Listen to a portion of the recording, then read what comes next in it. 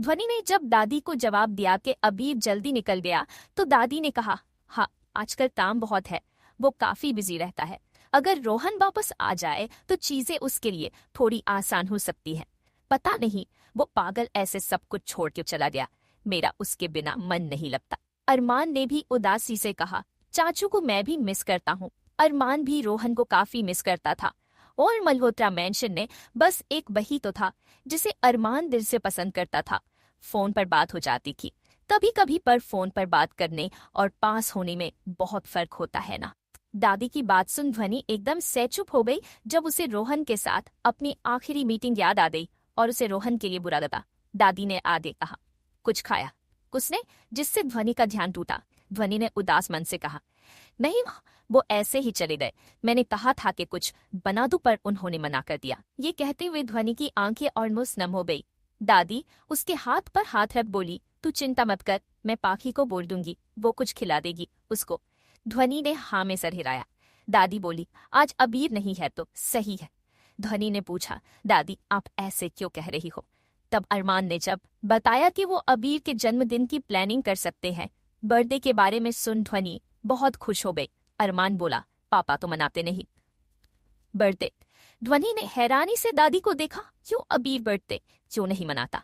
दादी उदास हो बोली, एक दौर होता है जब हम अपने बर्थडे के लिए बड़ी ही बेसब्री से वेट करते हैं, जिसमें सब हमारे साथ हो, हमारे साथ केक कट करे, सब उसे गिफ्ट देकर स्पेशल फील कराए। पर अबीर के लिए चीजें अलग थी। उसके पैदा होने के थोड़े दिन बाद ही उसकी माँ की डेथ हो गई और उसके पिता काम और शराब पीने में डूब गए। अबीर के साथ उसके बर्थडे पर सिर्फ मैं होती थी। अबीर को लगा कि शायद उसके पैदा होने से कोई खुश है ही नहीं। 5 साल का होने तक वो अपने पिता के आने का वेट करता, और जब तक वो नहीं आते केक न काटने की जिद करता। पर उसके पिता कभी नहीं आए।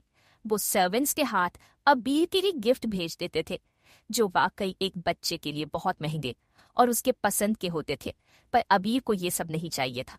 उसे तो आम बच्चों की तरह माँ बाप का साथ चाहिए था, पर उसे वो कभी नहीं मिला।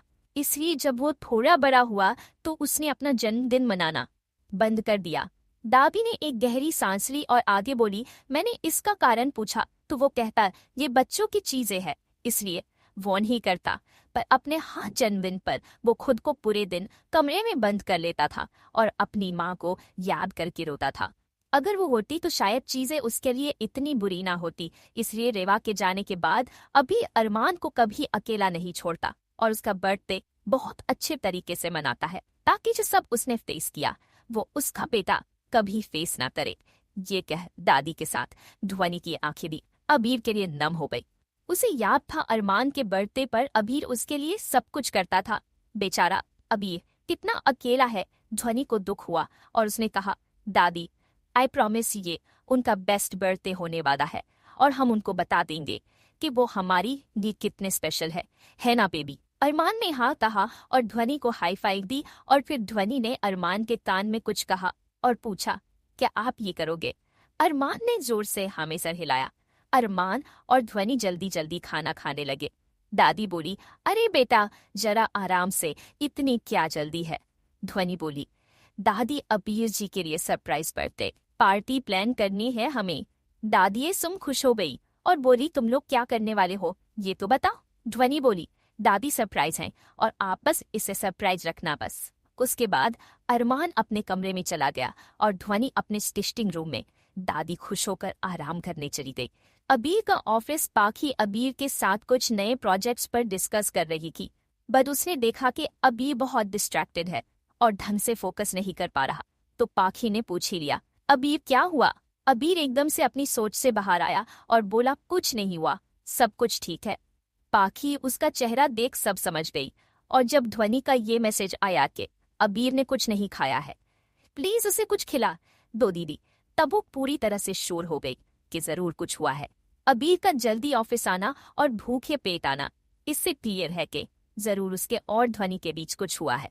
पाखी ने अबीर के लिए कुछ खाना ऑर्डर किया और फिर अबीर से पूछा, क्या ये ध्वनि से रिलेटेड है? इस पर अबीर कुछ नहीं बोला और जाकर अपने ऑफिस में लगी बड़ी सी खिड़की के पास खड़ा हो गया और बाहर देखने लगा।